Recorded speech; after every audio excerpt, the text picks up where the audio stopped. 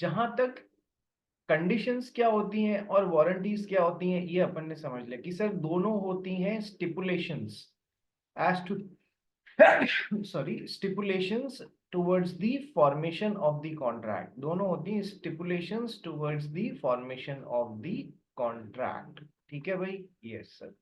अब जब ये स्टिपुलेशंस होती हैं तो इंपॉर्टेंट होती है, यदि कंडीशन जैसी स्टिपुलेशन है पूरी नहीं हुई तो कॉन्ट्रैक्ट रेप्यूडिएट किया जा सकता है या फिर डैमेजेस मांगे जा सकते हैं। लेकिन यदि वारंटी जो है स्टिपुलेशन वो पूरा नहीं हो रहा है तो फिर ओनली डैमेजेस डिमांड किए जा सकते हैं। Conditions can be treated as warranties but warranties can not be treated as conditions. ठीक है सर।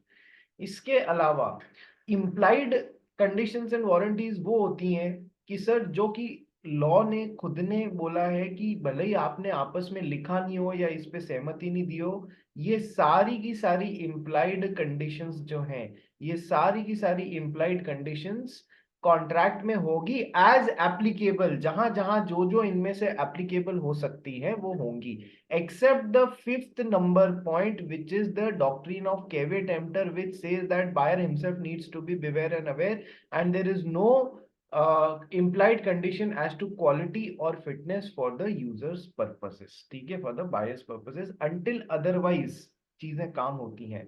ये बात करूंगा क्वेश्चन वाली, ये सारे के सारे क्वेश्चंस वाली चीजें हैं। ठीक है, अब एक बात लिखी हुई है, it should be noted that the implied conditions may be waived by an express agreement between the parties। Parties हैं, दो पार्टीज हैं, एक है दक्ष अग्रवाल और दूसरा है जश शाह। दक्ष अग्रवाल लेट क्यों आए आज? हम्म, सर 1 मिनट, कुछ काम आ गया था। काम आ गया था या फिर रात को पार्टी ज्यादा कर ली? हम्म, नहीं सर। बस सर उठा हूं और आया हूँ, चेहरे से दिख भी रहा है मेरे को। ठीक है चलो आ अरे जाओ, नहीं कोई बात सर। नहीं, इंपॉर्टेंट बात है आना। चलिए, तो अब दक्ष अग्रवाल और जश शाह किसी चीज को लेके ये लोग कोई कॉन्ट्रैक्ट बना रहे हैं आपस में regarding sale of goods, something relating to sale of goods. ठीक है सर, मूवेबल आइटम को लेके। उसमें ये लोग स्पेसिफिकली लिख देते हैं कि देखो मैं आपको माल सप्लाई कर तो रहा हूं, लेकिन इसमें implied condition as to sample नहीं रहेगी। I am waiving the implied condition as to sample. If you agree, let us enter into a contract। तो फिर जज ने भी बोला अच्छा ठीक है। तो जज ने पूछा ऐसा क्यों कर रहे हो सर, जो सैंपल आप दिखा रहे हो वही तो आप मेरे को सप्लाई करना है। कि दक्ष अग्रवाल बोला मैं इसलिए वेव कर रहा हूं क्योंकि कई बार 10% to 20% क्वालिटी में वेरिएशन आ जाता है which nobody can help, which nobody can help, वो आता ही आता है। इसलिए मैं implied condition as to sale by sample को मैं एक्सक्लूड कर रहा हूं एक्सप्रेसली अपने कॉन्ट्रैक्ट में मेंशन करके। It should be noted that any of the implied condition may be waived by an express agreement between the parties। expressly लिख के आप इनमें से जो भी implied conditions है उनको निकाल भी सकते हो कि भले ही लॉ ने दिया, हम दोनों पार्टीज ओके हैं, हम इसको निकाल रहे हैं, सैंपल से जो दिखाया उसे 15-20% वेरिएशन आएगा ही। फिर कल को आप कहोगे नहीं नहीं implied condition as to sale by sample थी, ये 20% मैच नहीं कर रहा है इसलिए मैं तो कॉन्ट्रैक्ट ही रेप्यूडिएट कर रहा हूँ। ना ना ना ना, ऐसा नहीं करना है यदि ये वाली चीज को कॉन्ट्रैक्ट में डाला है तो। अदरवाइज नहीं डाला है तब तो इम्प्लाइड कंडीशन ब्रीच हो रही है, buyer can repudiate the contract on this basis. ठीक है, भले ही उन्होंने कॉन्ट्रैक्ट में नहीं लिखा हुआ हो कि सैंपल और बल्क मैच करना चाहिए, पर कानून ने बोला है ना condition as to sale by sample. ठीक है, तो मैच तो करना ही चाहिए, कानून बोल रहा है। चलिए, अब कल इतना बेस बना लिया कि अब अपन इन सब को पढ़ सकते हैं। पढ़ना स्टार्ट कर दक्ष Agarwal. Express and implied condition and warranties. Express condition and warranty are those which are expressly agreed upon by the parties and provided in the contract of sale. An express implied तो कौन condition. सी होती हैं? जो parties जश और दक्ष अग्रवाल ने खुद ने डाल दी कॉन्ट्रैक्ट में कि ये कंडीशन है, गाड़ी 30 किलोमीटर पर लीटर का माइलेज देनी चाहिए या गाड़ी सिटी यूज के लिए होनी चाहिए या ऐसा जो भी है। तो एक्सप्रेस तो वो डाल दी, expressly agreed upon by the parties provided in the contract of sale. Implied क्या होती है, पढ़ भाई। And implied conditions and warranties are those which are implied by law or the seller. ठीक है, It should कानून be डाल noted देता that है, कानून डाल देता है ये होनी चाहिए, भली लिखी भी है या नहीं है। आगे It should be noted that the implied conditions may be waived off by an express agreement. ठीक है, समझ लिया। अब अपन एक एक जो 7 है वो पढ़ना चालू करते हैं। Condition as to title, section 14 of sale of goods act, पढ़ भाई। In every contract of sale, there is an implied condition on part of the seller that, in case of sale, he has a right to sell the goods, and in case of contract of sale, he will have right to sell the goods at the time when the property is to pass. देखो, contract of cell दो तरीके का होता है कि sir, एक तो होता है सेल और एक होता है एग्रीमेंट टू सेल। सेल के टाइम इमीडिएटली ओनरशिप सेलर से बायर के पास में जाती है, सेल के टाइम इमीडिएटली ओनरशिप सेलर से बायर के पास में जाती है। Yes sir. तो सर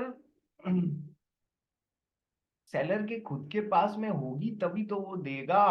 तो इम्प्लाइड कंडीशन है as to title that sale हो रहा है तो seller has a right to sell the goods. और यदि कॉन्ट्रैक्ट ऑफ सेल या एग्रीमेंट टू सेल बोल लो, इसको बोलना वो चाह रहा है, एग्रीमेंट टू सेल हो रहा है तो भविष्य में देगा ओनरशिप सेलर बायर को। तो he will have a right to sell the goods when the property या ownership in goods is to pass from seller to the buyer. तो उसके पास में होगा ये right, he will have a right to sell the goods. ठीक है, चलिए एग्जाम्पल पढ़ो। Example: A purchased a car from B and used the same for few months. B had no title on the car, consequently, A was forced to return the car to true owner. A sued B to recover the price paid. Held A could recover the whole of the price paid by him, although he had used the car for some months. यहाँ पर केविट emptor फेम्प्टर मत लगा देना, ठीक है, कि जितना use किया, केविट एम्प्टर नहीं, सॉरी, वो जो होता है ना, जितना यूज किया है उतना पेमेंट तो करना पड़ेगा, उसको क्या बोलते हैं? Quantum merit. Yes sir, very good. तो क्वांटम मेरिट, यहाँ पर क्वांटम मेरिट के रूल मत ठोक देना कि भले ही चोरी की गाड़ी थी, तुमने 4 महीने यूज करी इसलिए 4 महीने का पैसा तो लूंगा। नहीं नहीं, ऐसा नहीं होता है। तो अब A purchased a car from B and use the same for 4 months, 4 महीने यूज कर लिया। B had no title on the car, B जो देने वाला था उसका गाड़ी का कोई टाइटल ही नहीं था, ना वो मर्केंटाइल एजेंट था जिसने कार बेची अथॉरिटी के साथ में, ना ऐसा ही था। ऐसा भी होता तो भी कोई दिक्कत नहीं थी, पर वैसा भी नहीं था, देने वाले के पास में देने की अथॉरिटी ही नहीं थी। Consequently, A was forced to return the car to true owner. A was forced to return the car to true owner. Sir देनी पड़ी वापस। तो सर प्राइस के लिए केस ठोका, पूरी प्राइस मिलेगी वापस। Implied condition as to title breach हो रही है, पूरा का पूरा कॉन्ट्रैक्ट कैंसिल होगा, पूरी प्राइस वापस मिलेगी। क्वांटम मेरिट वाला न लगा देना इधर, the whole price paid by him although he had used the car for some months, he could recover the whole price. ठीक है। Now second condition, sale by description. Sale by sample बताया हुआ है, सेल बाय डिस्क्रिप्शन बताया हुआ है, sale by sample and description भी बताया हुआ है कि यदि दोनों से बिक रहा है तो दोनों मैच होना चाहिए, केवल एक मैच हो वो काम नहीं चलेगा, दोनों से मैच होना चाहिए। सेल बाय डिस्क्रिप्शन सेक्शन 15, जज शाह पढ़ेगा सेल बाय डिस्क्रिप्शन, पढ़ भाई। Yes, sir. Here the description, section 15, where there is contract of sales of good by description, there is an implied condition that goods delivered by seller shall correspond with such description. शायद If भले goods he do not भले correspond, ही parties ने लिखा नहीं है कि जो description है वो ही से गुड्स मैच होना चाहिए। अरे ये लिखने की बात नहीं है, ये इम्प्लाइड बात है, इम्प्लाइड कंडीशन है कि जैसा गुड्स को डिस्क्राइब किया है वैसा ही होना चाहिए। नेक्स्ट पैराग्राफ पढ़ जश। if goods do not correspond with the description, the buyer is not bound and pay for the goods. The description may include physical characteristics, class or grade, trade marks, mode of packing, etc. देखो, यदि goods description से match नहीं करते हैं तो buyer को कतई जरूरत नहीं है उस कॉन्ट्रैक्ट से बाउंड होने की और उसके लिए पेमेंट करने की कतई आवश्यकता नहीं, if the goods are not matching the description. Number one. Number two, sir description में क्या क्या हो सकता है? सर एग्जाम्पल के तौर पे फिजिकल कैरेक्टरिस्टिक्स की, सर चावल इतना दूंगा जो इतना बड़ा होएगा, या चावल बासमती राइस होगा। क्लास और ग्रेड, बासमती राइस, टिबर डुबर सुपर, जो भी क्वालिटी का है। ट्रेडमार्क, ये थोड़ा सा एक अलग से पॉइंट है कि सर मुझे तो इस तरीके का, ये ट्रेडमार्क में अपन बाद में थोड़ा और पढ़ेंगे।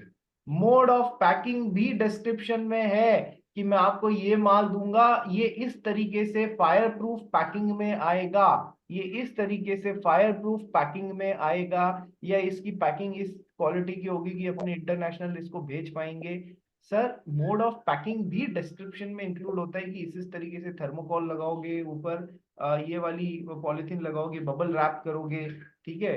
तो सर ये सब चीजें होती हैं डिस्क्रिप्शन में, सब इंक्लूड होता है, फिजिकल कैरेक्टरिस्टिक, कौन सी क्लास या ग्रेड की चीज दे रहे हो, ट्रेडमार्क, मोड ऑफ पैकिंग, ये सब, ठीक है। ट्रेडमार्क एक थोड़ा अलग से रखना, ये थोड़ा सा डाइसी पॉइंट है, बाद में समझाऊंगा आपको। एग्जाम्पल पढ़ भाई। A agreed to buy a second-hand reaping machine which he had never seen, but the seller described it to be 1 year old and used only to cut about 50 acres. But A found it to be very old. Held A held A was entitled to reject the machine because the machine did not correspond with the description. ठीक है, reaping machine का मतलब होता है जो फसल काटने की मशीन होती है ना, वो। तो सर सेलर ने बायर को बोला यार ये एकदम नई सी मशीन है, केवल 1 साल पुरानी है, और मैंने केवल इसको 50 एकड़, मैंने इसको केवल 50 एकड़ में काटने में काम लिया आज दिन तक, पिछले 1 साल में एक फसल काटी है 50 एकड़ में, उससे ज्यादा काम ही नहीं लिया, मेरे काम की नहीं है, आपको खरीदनी है तो देख लो। सर लेकिन इस बेसिस पे कॉन्ट्रैक्ट बन गया, लेकिन सर जब ए को मशीन मिली तो उसे पता पड़ा ये तो बहुत पुरानी है, ये 1 साल का झूठ बोल रहा है, ठीक है, और बहुत ज्यादा यूज ली हुई है। सो क्या ब्रीच हो गई, implied condition as to sale by description, जैसा डिस्क्राइब किया था उस मशीन को कि 1 साल पुरानी है, बहुत कम चली हुई है, वैसा नहीं था। So implied condition as to sale by description got breached. No doubt हम इसको फ्रॉड में भी काउंट कर सकते हैं, लेकिन सर अब हमको कैसे पता पड़ेगा कि इसमें फ्रॉड आंसर डालना है या फिर ये इम्प्लाइड कंडीशन वाला डालना है? तो सर हमको ऐसे पता पड़ेगा जब क्वेश्चन में ये चीज दी हुई होगी ना, तो वहां पर लिखा हुआ होगा explain as per the provisions of the Sale of goods Act. यदि सेल ऑफ गुड्स एक्ट लिखा हुआ है तो हम किस तरफ आ जाएंगे सर, कंडीशंस और वारंटीज में इम्प्लाइड कंडीशन की तरफ आ जाएंगे।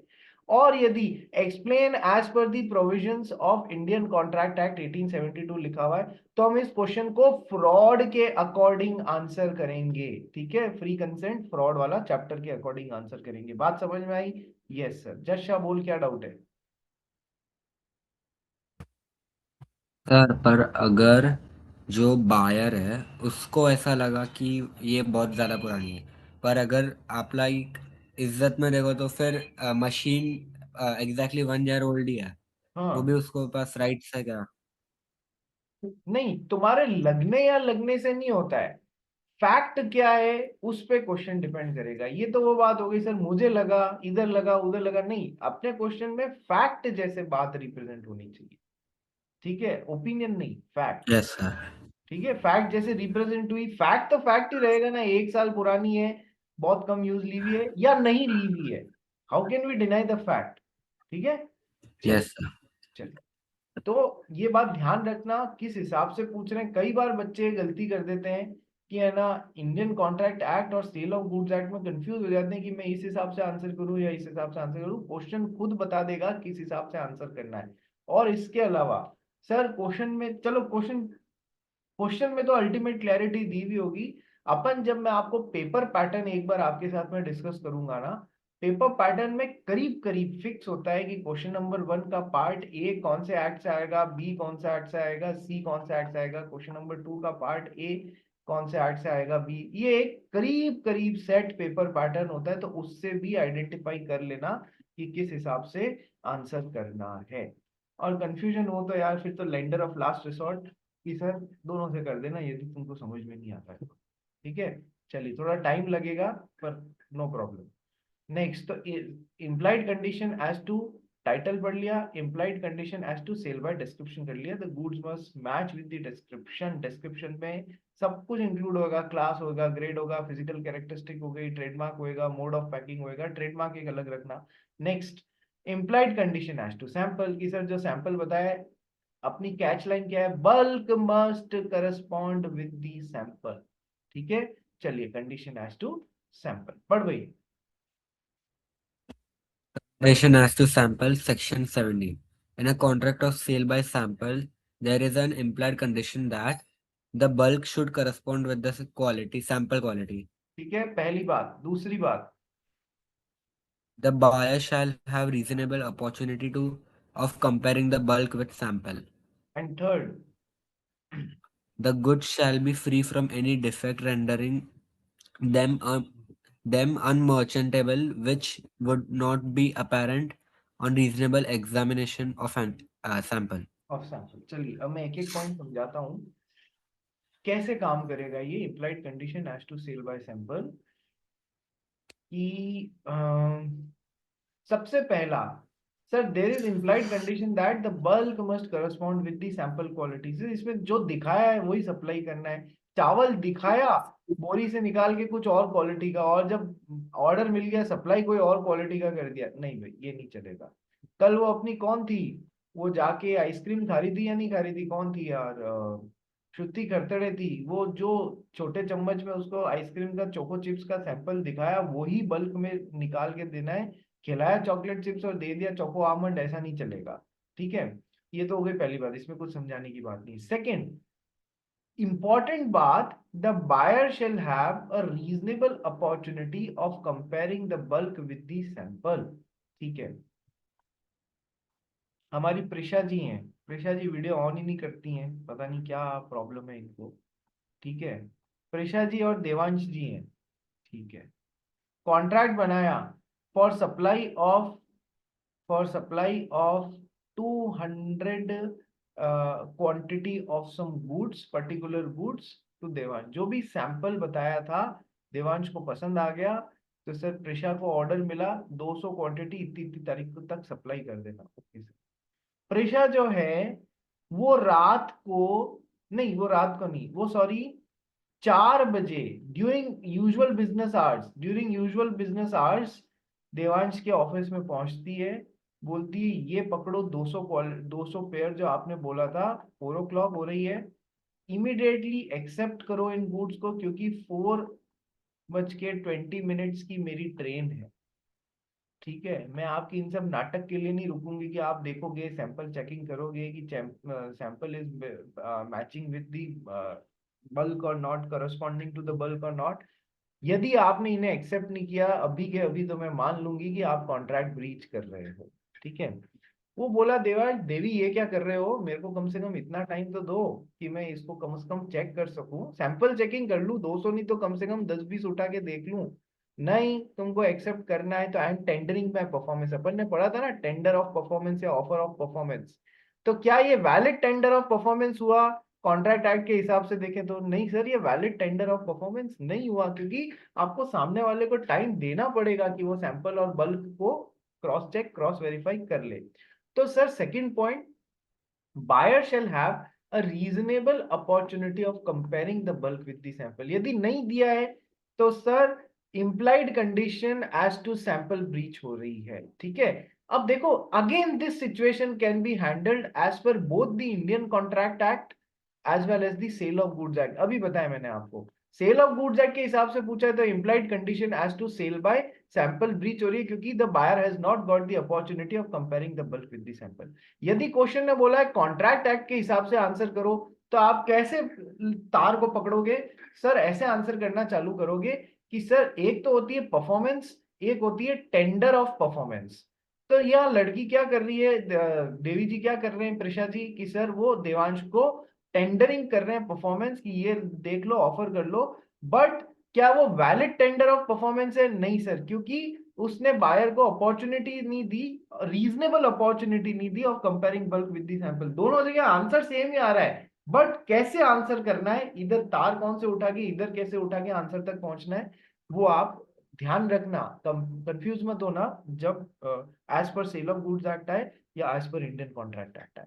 ठीक है, तीसरा पॉइंट सर, अच्छा रीजनेबल वर्ड है, ऐसा नहीं है कि है ना, अब देख अपोजिट बात भी देखनी पड़ेगी। ऐसा नहीं है कि देवांश जी देवी जी प्रिशा जी को बिठा के और पूरा का पूरा 5 घंटे वेट कराए। मैं तो एक एक सैंपल को जो आपने मुझे बोला है बल्क क्वांटिटी को, जो सैंपल के हिसाब से है या नहीं है, मैं तो चेक करूंगा, तब तक आपको बैठना पड़ेगा। ये बोलेगी दिमाग खराब है क्या तेरा, कौन बैठेगा इतनी देर 5 घंटे? ठीक है, तो वर्ड क्या यूज लिया गया है? वर्ड यूज लिया गया है रीजनेबल। सर 200 की 200 क्वांटिटीज एक ही जैसी चीज के सैंपल, मतलब एक ही सैंपल के हिसाब से सही सेम क्वांटिटी है, 10-20 उठा के चेक कर ले, बीच बीच में से कोई भी उठा के, ये हो गया। ठीक है, रीजनेबल वर्ड का मतलब ही यही है, as per situation to situation. 200 की 200 क्वांटिटी सारी की सारी अलग है, या मतलब 20-20 के 10 अलग वैरायटी हैं, तो फिर उस हिसाब से हर एक में से एक एक दो दो उठा के देखेगा। वट एवर द सिचुएशन, उस हिसाब से रीजनेबल अपॉर्चुनिटी बायर को मिलनी चाहिए to compare the bulk with the sample shown. ठीक है, तीसरा point, the goods shall be free from any defect rendering them unmerchantable which would not be apparent on reasonable examination of the sample। Sir क्या होता है,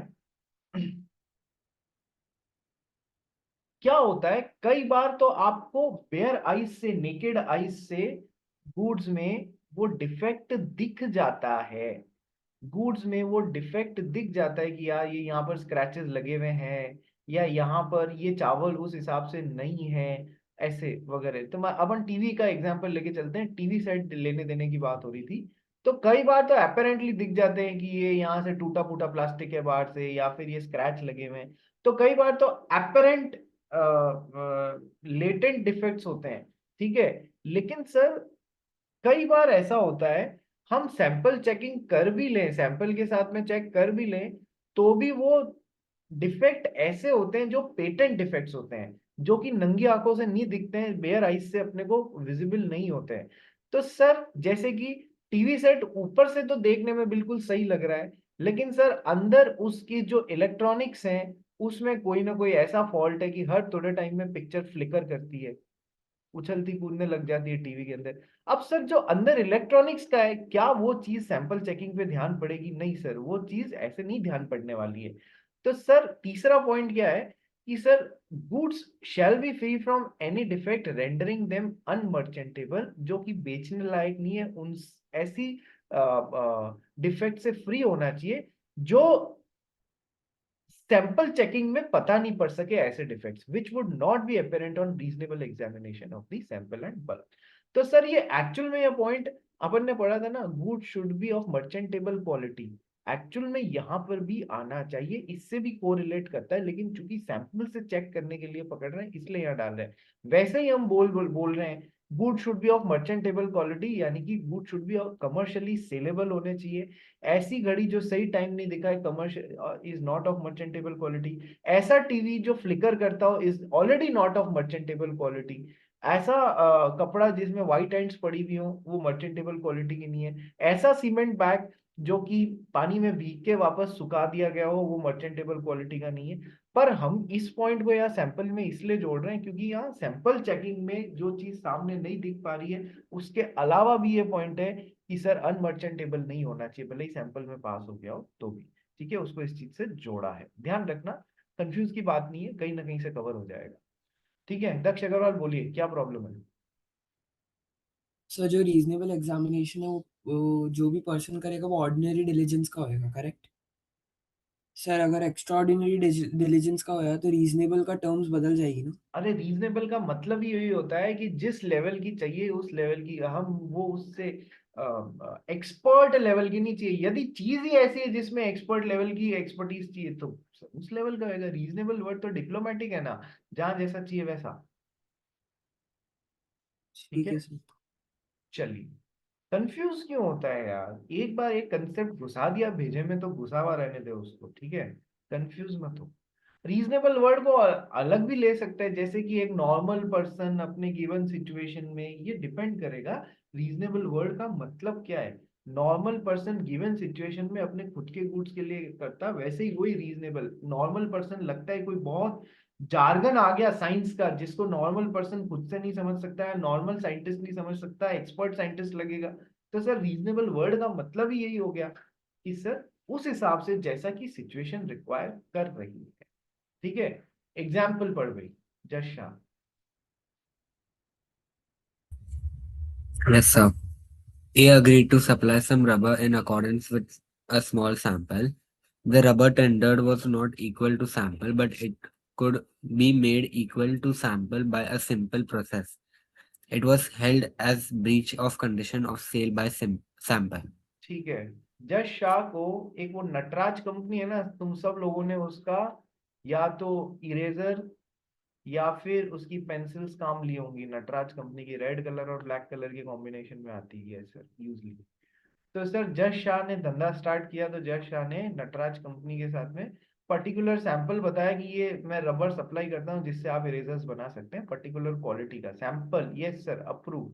bulk supply किया ना, तो उसमें प्रोसेसिंग में जो सैंपल बताया था उससे एक स्टेप कम वाला दे दिया, लेकिन वो उस स्टेप से एक स्टेप पूरा करके सैंपल जैसा बनाया जा सकता था, उसमें प्रॉब्लम नहीं थी, बनाया जा सकता था। पर सर कंपनी क्यों करे, नटराज कंपनी क्यों करे? जज शाह ने जो सैंपल देखा है उसको वैसा ही बल्क सप्लाई करना था, इसको प्रोसेस करके देना चाहिए था। तो क्या कंपनी इसको रिजेक्ट कर सकती है भले ही वो कन्वर्टेबल हो, उसमें जो सैंपल दिखाया था छोटी सी इजी सी प्रोसेस है?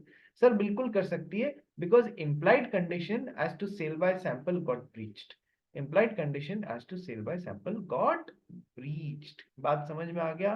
Yes sir. Let's come to sale by sample as well as description. तो सर एक से नहीं, दोनों से मैच करना पड़ेगा, जो सैंपल दिखाया उससे भी मैच करना पड़ेगा और जो डिस्क्रिप्शन दिया है उससे भी मैच करना पड़ेगा। यदि सैंपल दिखाया और डिस्क्रिप्शन दिया दोनों से मैच नहीं किया तो गुड्स को आप रिजेक्ट मार सकते हो, sale by sample as well as description.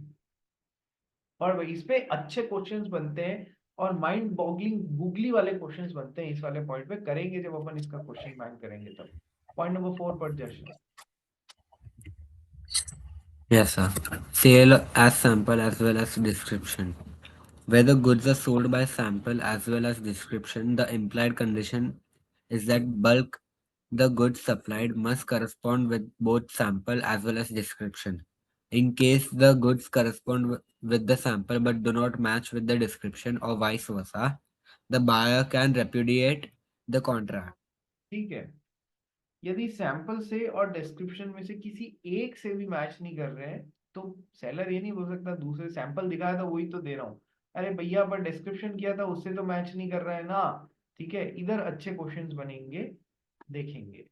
अब फिफ्थ पॉइंट को बाद में कराता हूं क्योंकि ये बाकी तो इम्प्लाइड कंडीशंस होती हैं सर, ये नहीं होती हैं, इसलिए इसको लास्ट में उठाऊंगा।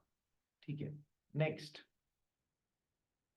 Condition as to wholesomeness. Wholesome word को मैंने किससे अटैच किया था?